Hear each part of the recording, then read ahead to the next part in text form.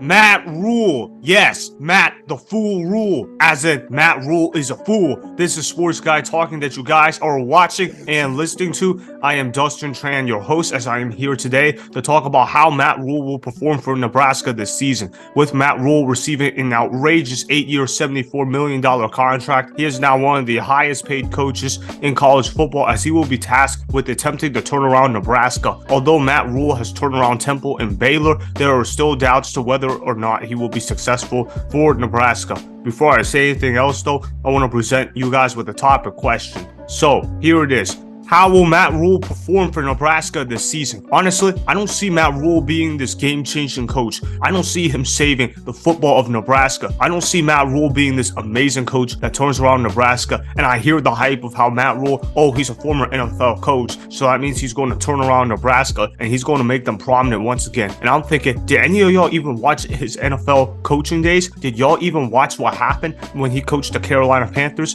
And I understand that NFL experience certainly matters in the college game, but you also have to remember that quality of experience is far more important than quantity of experience. Matt Rhule is literally the definition of a guy that has quantity experience. What do I mean by quantity experience? What I mean by quantity experience is he has coached at a lot of places and he has done a lot of things on paper. But when I talk about quality performance, quality development, what has Matt Rhule actually done? The only thing that you can actually say about Matt Rhule is that he turned around Temple. I give him a ton of credit for that. And he turned around Baylor. I give him a ton of credit for that because of the fact that Baylor was in a massive mess and in a huge scandal when Matt Rhule initially took over the team. And for him to turn around Baylor, good job to him at Temple and Baylor. I give him amazing credit for that. However, you look at Matt Rhule as an assistant. Has he even done anything as an assistant coach? No, he didn't. He kept jumping around from place to place, and he was literally the definition of a guy that was job hopping. Think about this at work, right?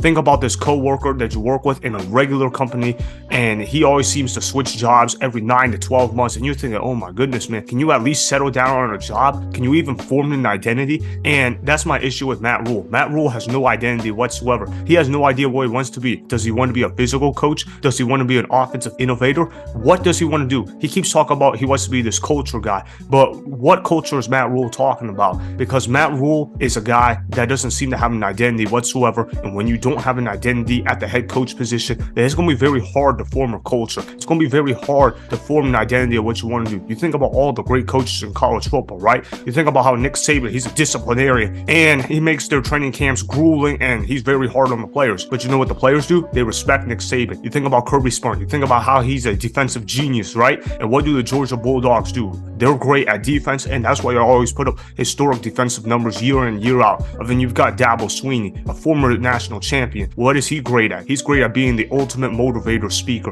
You think about how he's the ultimate rah-rah guy down in the South. And what does Clemson do that's really good of them? They always seem to have a lot of fun when they play, and they always win. And then you think about some of the other great coaches as well. You think about Lincoln Riley, right? Lincoln Riley is a guy that's an offensive innovator who is really good at creating offensive plays and putting the players in good positions to succeed on offense. And what do the players respond back with? Being able to put up a high-powered offense year in and year out. And then you think about guys like Brian Kelly. Even though I've been critical of Brian Kelly because he can't win the big games, Brian Kelly does a lot of good things. He's good at building a culture, and he's good at making sure that these players work really hard. And what do you think about Brian Kelly's teams? They're always hard-nosed, and that they're going to play a lot of close games, but that they're going to win games more often than not. And then you think about Ryan Day. He's a good college head coach. What does he do that's really well? Ryan Day is a guy that comes up with really good offensive design plays and being able to come up with a quarterback-friendly system. That's why his quarterbacks are great year in and year out. Those are just some of the great coaches in college football that I just gave you as examples. Why did I use those guys as examples? That is because Matt Rhule is getting paid at the salary of those guys. Matt Rhule is the 8th highest paid coach in college football. If you're getting paid that kind of money, I expect results. You're getting paid 8 years, $74 million. This isn't Temple anymore. This isn't Baylor anymore. And Matt Rhule, I didn't even get to your NFL days. I could roast you 1,000 times on how poorly your NFL team was ran, because I remember when he went to the Carolina Panthers players were coming off of a successful era under Cam Newton and Ron Rivera. That team went to 3 playoff appearances and a Super Bowl appearance under that team. And what did Matt Rhule do? He did nothing but damage that team up while refusing to keep pounding. I saw him switch quarterbacks game in and game out. He had no consistency with his identity. He had no consistency at the quarterback position. He had trouble establishing a culture. Look, I'm not saying Matt Rhule is this evil dude that's just a horrible human being. He's not Urban Meyer type of evil. Matt Rhule isn't even a bad guy. He just simply can't coach because he fails to find an identity anywhere where he goes. I literally could not tell if Matt Rhule was an offensive-minded coach or a defensive-minded coach during his days on the Carolina Panthers. And when I looked at his Temple and Baylor days, I still can't tell whether he was an offensive or a defensive guy. When I look at Matt Rhule, I'm thinking, oh my goodness, can this man form an identity somewhere? Can he at least put his stamp on the team somewhere? And that's where I have a lot of concern for Matt Rhule at Nebraska, because I'm thinking,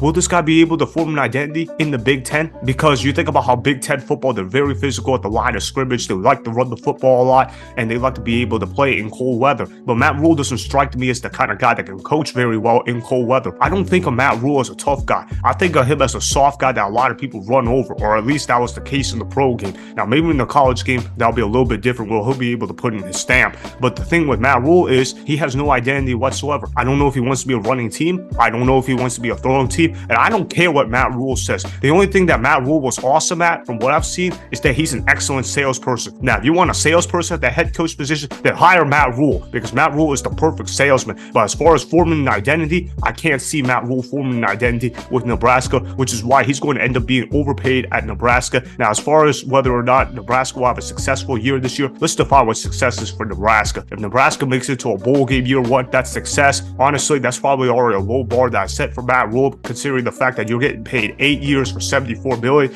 and all I'm asking for you to do is to make a bowl appearance at 6 wins in year one. But you know what? I'm going to go ahead and say that's the goal. I don't even think Matt Rhule's going to win 6 games this year. They're only going to win 5 games. They're not going to be ranked, and they're not going to have a bowl appearance. I'm looking at their schedule right now. They play against Minnesota tonight. They're going to lose that game. They didn't play against Colorado week 2 against Deion Sanders, who, by the way, Matt Rhule has talking a lot of smack about. They're going to lose to Colorado. The only games that I see Nebraska winning are against Northern Illinois, which is a joke of a program. Then they're going to beat Louisiana Tech. That's also a joke of a program. Then they're going to beat Illinois. Look, they can't lose every ball game. They're going to win some ball games. And Illinois, that's going to be a team that they're going to be able to beat. And then they're going to beat Northwestern. But that's because Northwestern has a lot of dysfunction going on. Getting rid of Pat Fitzgerald for the incidents that happened, it's pretty stupid if you ask me. Pat Fitzgerald was an excellent coach for Northwestern, and for him to be gone, they're going to be pretty bad this year. So I do see Nebraska being able to beat them, especially considering the fact that they are at home, and then they're going to beat Maryland because they have to upset somebody. And I do think Matt Rhule will be able to win 5 games because he is not the worst college coach in the world.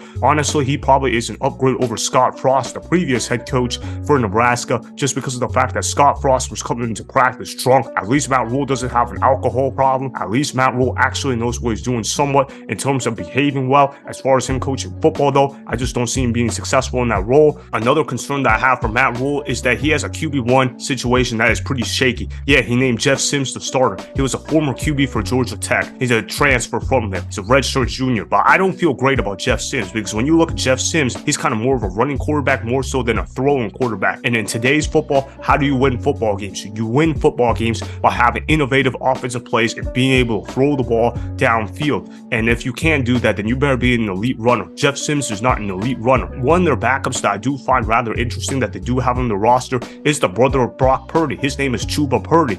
I think that if Jeff Sims starts struggling early on in the season, they might turn to Chuba Purdy at the quarterback position, because Chuba Purdy has played some games for Nebraska in the past. And since Brock Purdy has become a cult hero in the NFL, Matt Rhule might have to say, you know what, we have to sell the fan base of Nebraska, and we're going to have to play Chuba Purdy, and we're going to get fans behind him, because if Brock Purdy turned out to be a pretty good quarterback in the NFL, surely his brother could end up being a good college quarterback. So I could see them turning to Chuba Purdy sooner rather than later. But I think the quarterback situation is a mess. They don't have an identity there whatsoever. They can't really commit to one guy. I know theoretically they have, but who knows how long that leash of Jeff Sims is going to be. I don't think Jeff Sims is going to be starting the entire season for Nebraska. I would be surprised if he isn't benched halfway through the year. And I'm also looking at the schedule of Nebraska. I'm thinking, man, they play against number 2 ranked Michigan. They play against number 19 ranked Wisconsin. They play against number 25 ranked Iowa. I mean, obviously they're not in the position that they are right now to beat ranked opponents. They're not going to do that whatsoever. Their ranked opponents are just too strong for them. They can't even beat the unranked teams. I'm pretty sure most teams would be considered too strong for Nebraska.